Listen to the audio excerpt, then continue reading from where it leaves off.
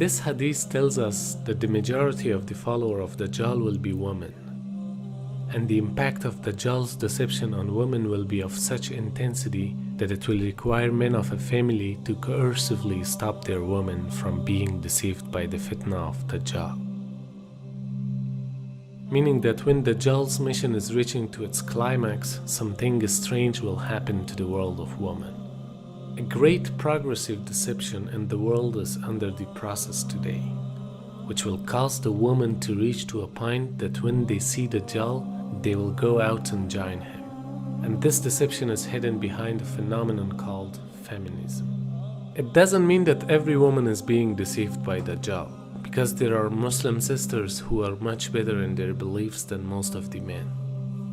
But it means that the most of the followers of Dajjal are women who came under the influence of Dajjal's deception in a way that they are being brainwashed and lose the capacity of rational thinking.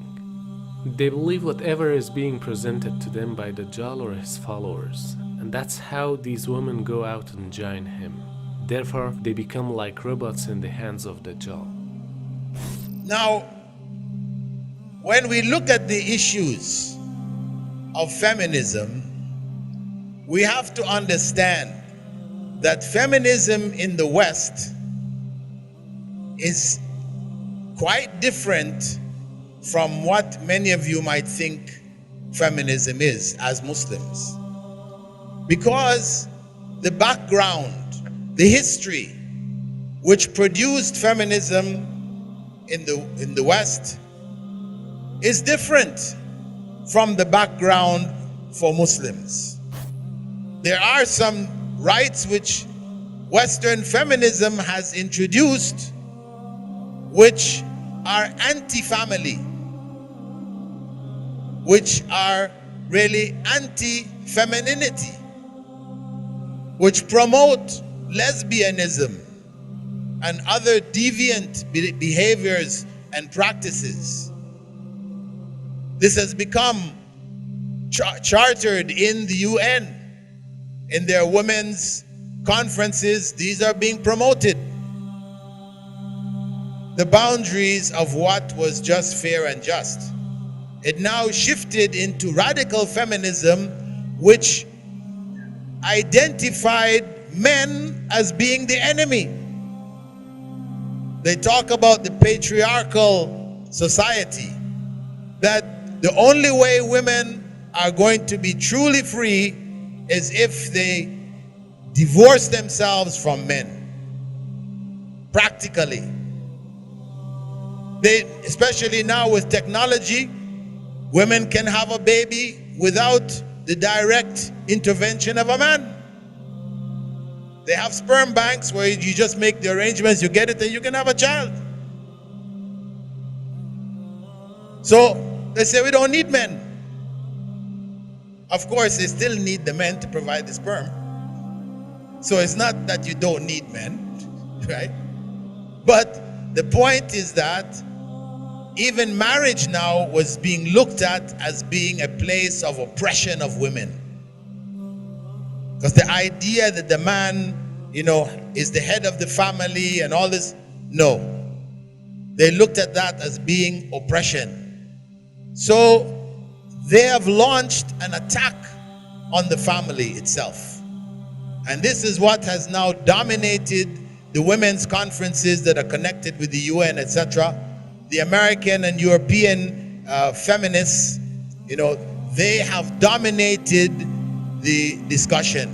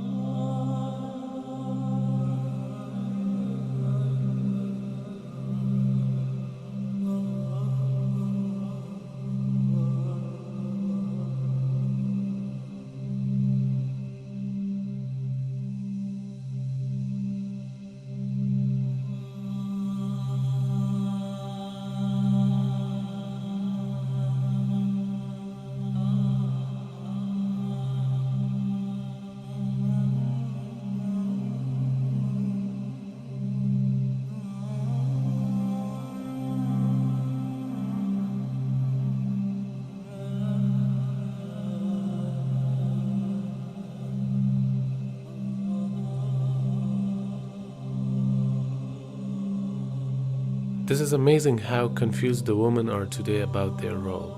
And they are confused because massive efforts are being done under the name of feminism in order to cause this confusion among the people. And as a result, the marriages and families, the primary building block of social and moral order, are in shambles.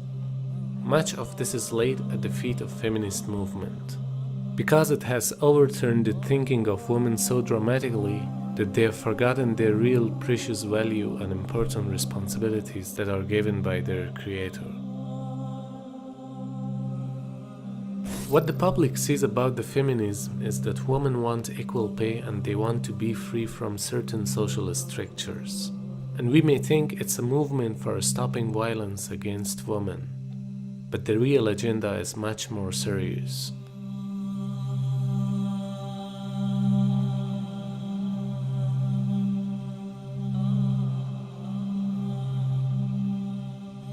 This is our Prophet speaking. And he said, you will see Mirka Subyan, young people having massive wealth. Like Zuckerberg is a multi-billionaire before he was 30.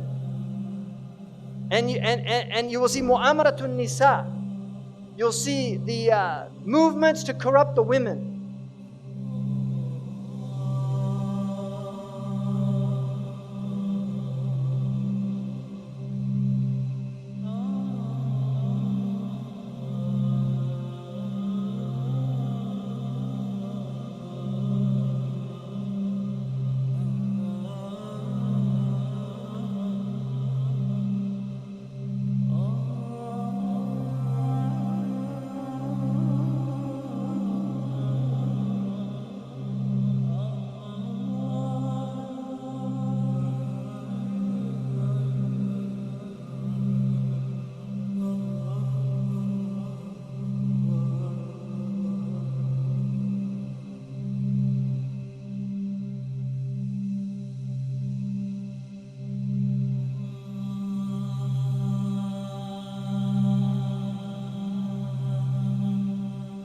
Well, one of the things they told me was that he was at the house one night and we were talking and he started laughing. He said, Aaron, what do you think women's liberation was about?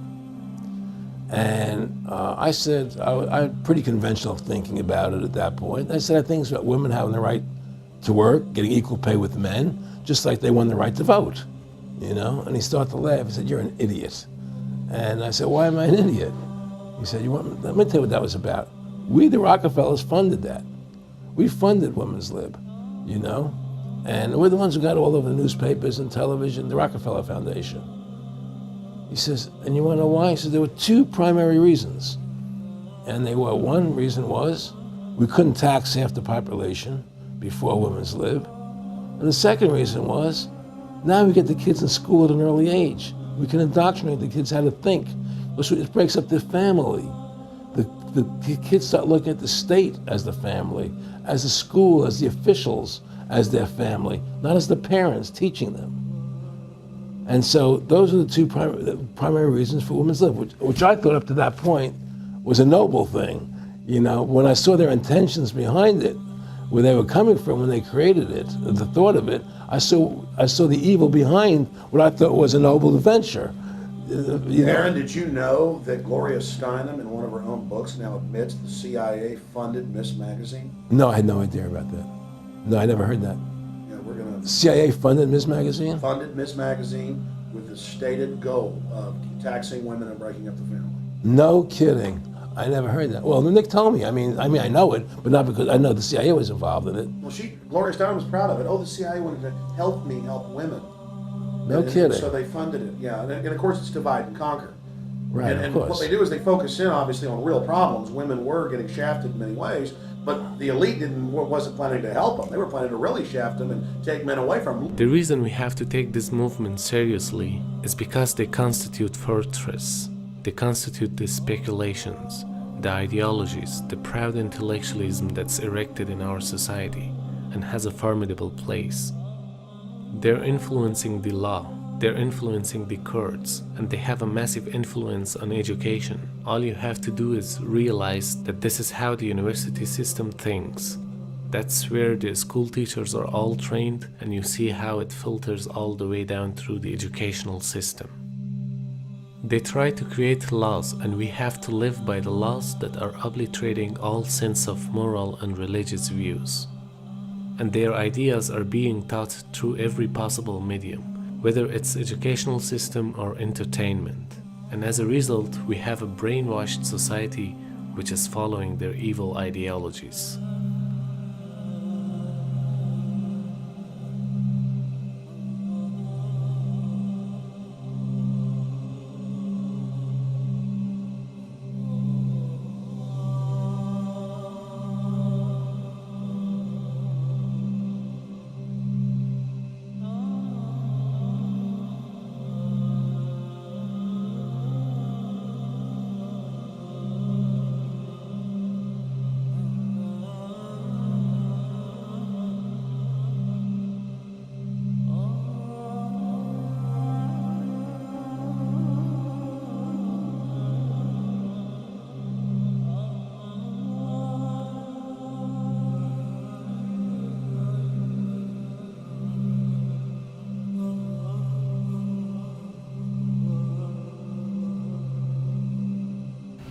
$1,400 years ago, in the 7th century, Prophet Muhammad sallallahu alaihi wasallam had stated in his farewell address, Khutbatul Wida', he had said there in that khutbah, Ya ayyuhan nas, ala inna rabbakum wahid.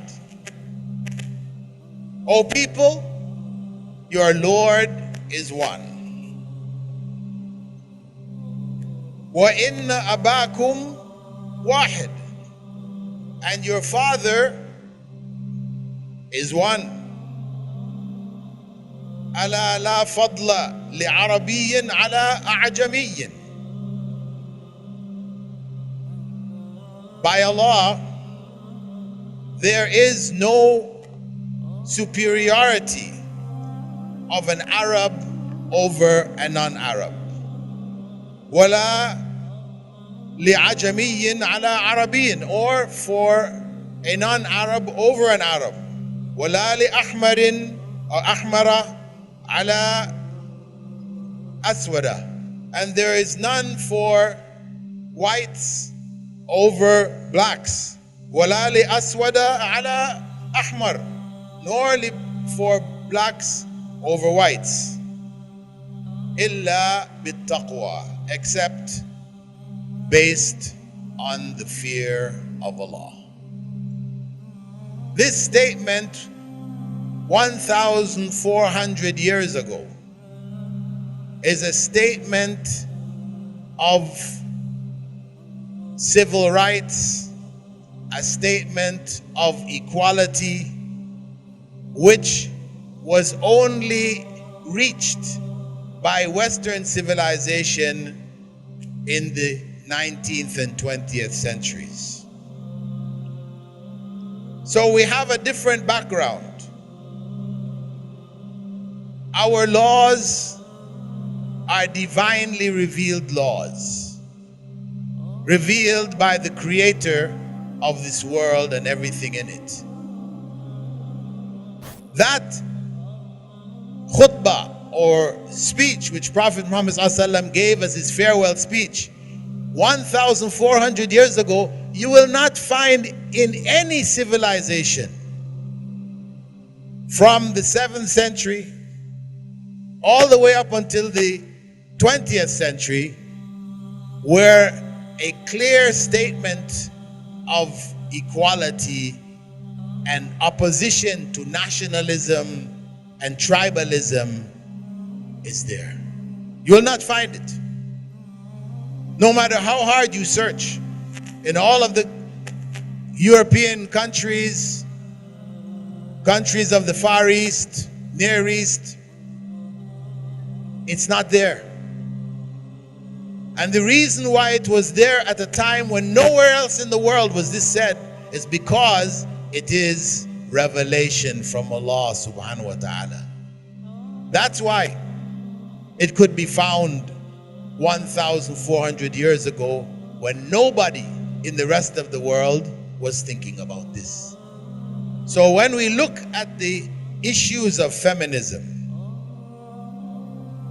we have to look at them from this perspective, that Islam has already given us the foundations for women's rights. They're all there.